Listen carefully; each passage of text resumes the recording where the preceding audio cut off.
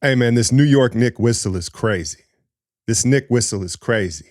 And Knick fans, I promise you, I'm not hating on y'all.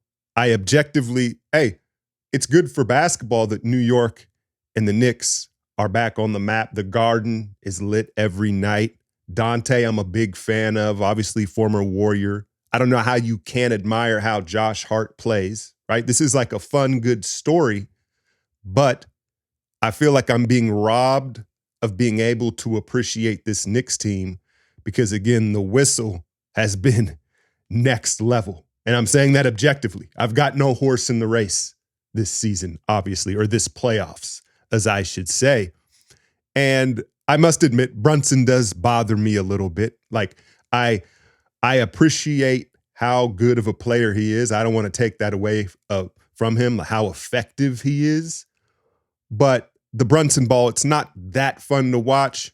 He's a shameless flopper on the defensive end, right? And then offensively, listen, hey, he gets the job done. I don't want to take away from his clutch shot making, his stamina, his mental competitiveness. There's a lot of great attributes with Brunson. There is.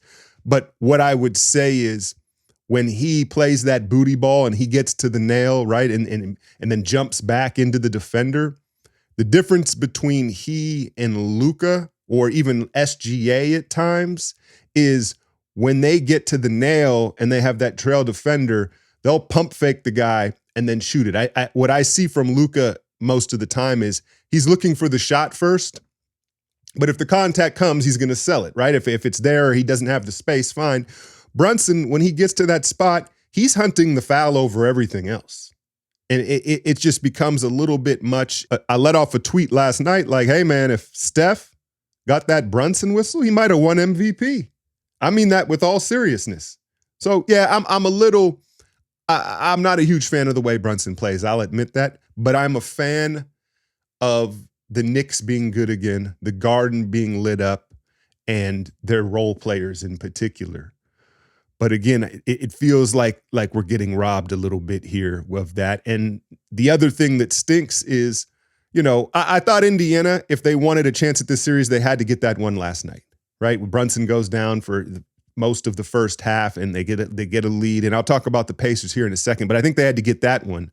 But looking ahead to a potential New York-Boston matchup where, again, I'm not a Knick hater. I would be rooting for the Knicks in that matchup because I am a Boston hater. Boston sports, I'm going to root against it. It's easy. But it feels like the Knicks are finally starting to have to pay the piper for this rotation in the way Tibbs wants to play. I get that it's admirable, and the announcers keep saying, well, everyone keeps saying you can't play these minutes, but look at the effort level of Josh Hart. Well, OG, second half goes down, and it looks like he's done for the playoffs. I don't want to be pessimistic, but we all know when like a full-on hammy like that, I mean, he walked out of the Garden like he had just left the diddler. You know what I mean? Like he was limping bad. And then Brunson, the foot thing, Mitchell Robinson, the new Rob Williams. And so they're leaking oil here. It looks like they're going to get past this soft Pacers team. But, Boston, are they going to sweep Cleveland, right? They're probably going to come in much fresher. And Tibbs, this style, it's I get it. The Knicks, New York, it's on fire. It's exciting to have a winning team and be in round two again. This is not sustainable, especially when your rotation is so short, right? It'd be one thing, like if I wanted to coach a team like Tibbs, like we're going to play harder, we're going to be the tougher team, we're going to be more physical, right? We're going to do all this. I would know I need more depth. I'm going to have to play more players because this is a marathon, not a sprint. And again, so that's unfortunate. But yeah, the whistles are crazy. The whistles, we didn't talk about the moving screen, the Brunson, it's all over the place. And you saw Rick Carlisle, he held off in game one, right? And then after this one, he kind of emptied the clip. He said, what did they say? They submitted 78 missed calls to the league in these two games. Listen, we know the Laker whistle is a long, outstanding thing. It's been going on for years. The Knicks haven't had this yet. or at least since now that they're good, they're getting it. But it's on the level of it might even be more, to be honest with you, because I think the Garden atmosphere is even more influential than crypto. Right, the fans are better; they're more into it. The courtside atmosphere, I think, has even more of an influence. But let's talk a little bit about this Pacers team. Tyrese Halliburton.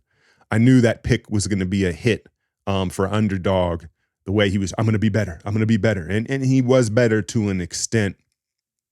But, you know, one of the reasons Halliburton slid, or there's two reasons why Halliburton slid all the way to Sacramento in his class. What was it, like? He was almost out of the lottery.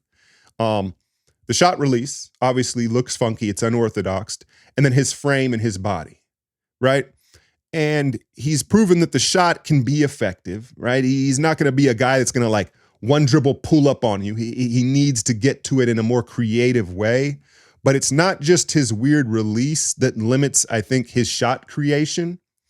It's his weak base, his weak lower body.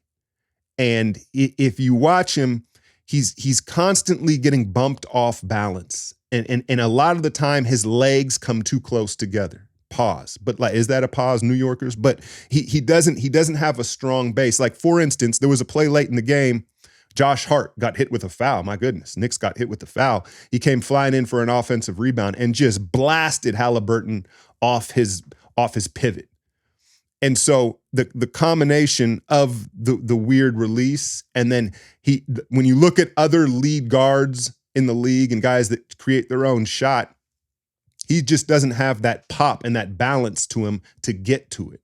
And so I think that is almost more of a problem than the funky release, right? And so I would think moving forward for him, that would be the biggest thing in his offseason, I would say, is he's got to hit the squat rack. He's got to like really try to gain some strength. A lot of these guys at, what is he, 25 maybe? You know, at that age, you're really maintaining, right? You're maintaining. He's going to have to add strength like he's a high schooler. That would be my thing with him. And then the other thing, to be honest with you, he kind of gives me Paul George vibes. The last former Pacer All-Star, right? In the sense of, like, you hear him talk, he's likable. Like, you want to believe him. You want to root for him. You want to believe him. But when push comes to shove, there's kind of this imposter syndrome on the big stage. Not that he's been in a ton of huge games, but there's a little bit of Paul Georgie vibes. And so, you know, his Pacers team, I like the way they play, you know, but I do think they're soft. Nembhard's tough. Neesmith's tough. What's the Jackson kid? They've got a couple of tough role players, but when you look at Halliburton and Turner as your main two, they're a little bit soft. And Halliburton, it's all about value at a certain point here, especially with these new cap rules, right? What did he get, 240? Or he missed out on that because of the injury, right? Because that's the other thing that I'll bring up is a lot of people have looked at his numbers since he hit the Meg the Stallion in the front of the rim, at the midway point of the season. That was a crazy looking injury. And they're like, he hasn't been the same since the injury. Statistically, he hasn't been the same. The other thing that I would point out about that is that's also when the NBA started to allow teams to get really physical. Right? They allowed the defense to get much more physical. So I don't know as much of it is the injury and not recovering as that weak base. And now that they're able to get more physical with him, he can't find his balance to get into shots. But Pacers, yeah, I think they had to have that one. Overall, a good season. Siakam seems to fit, but they do seem to be kind of locked in to this roster now. They're going to have to pay Siakam. Halliburton got the max. I guess you could move Miles Turner. And then what's the kid from Houston? He didn't play much. Maybe he can add some toughness and some physicality to them moving forward. Underdog fantasy. Y'all, I'm about 25 signups away from hitting my goal. Would be huge. It would be huge. It was, one of my first long-term sponsorships on the channel. And it's the reason, frankly, why you've gotten so many YouTube videos from me this year. And so it's a great way to support the channel and to continue the flow of videos, because as you can see, I'm not like putting it front and center in the video. I always provide what I feel value and takes, and then I slide it in there. And so let me slide my underdog picks for tonight in. It's going to be this Dallas OKC series. I have Luka lower than 30.5 points. Luka on a lower is risky business. I know. And it's not as fun it's always more fun to take the higher, right? So you're just rooting for offense.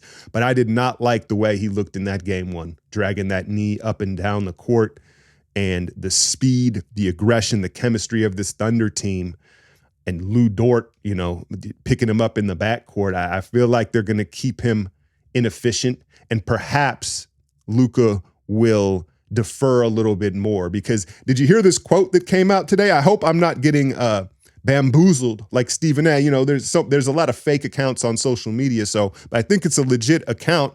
I think it came out of the Ringer. It was from the Ringer.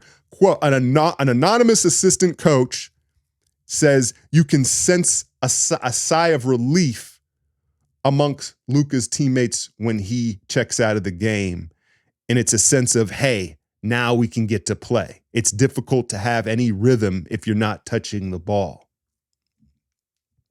I've seen a little bit of that where I've just seen where like PJ Washington and some of these guys get more aggressive with Luka off the floor, and they certainly are able to push the pace more.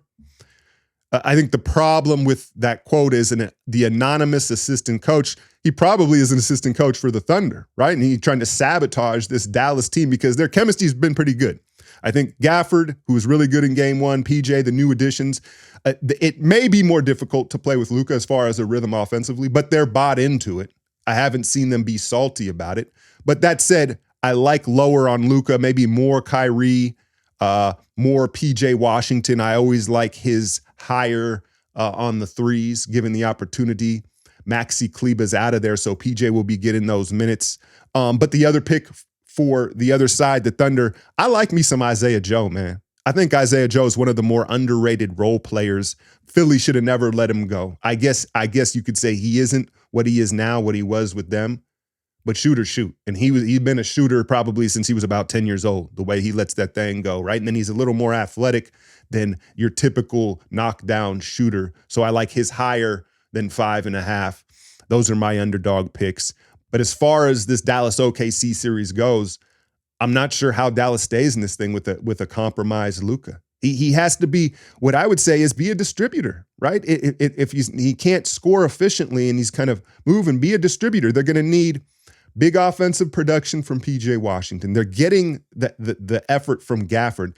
Derek Lively really struggled in game one. And I did a podcast on yesterday. He struggled.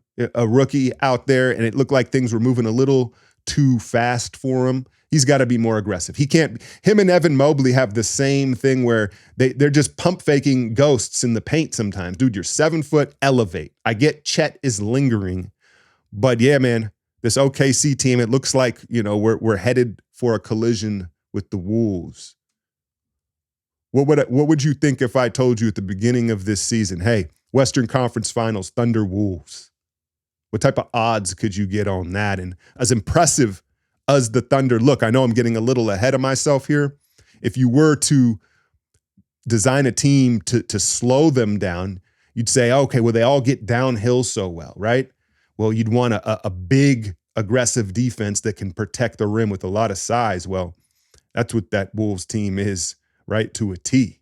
So, we'll see, but it looks like we're headed towards this Western Conference Finals, a matchup that, heck, have they ever even met in the playoffs? Probably not. So that will be fun, but one game at a time. I will be back tomorrow to talk some Warriors offseason stuff, some Clay stuff, some other big picture thoughts. As always, hit that like, share, and subscribe. I'm out, y'all.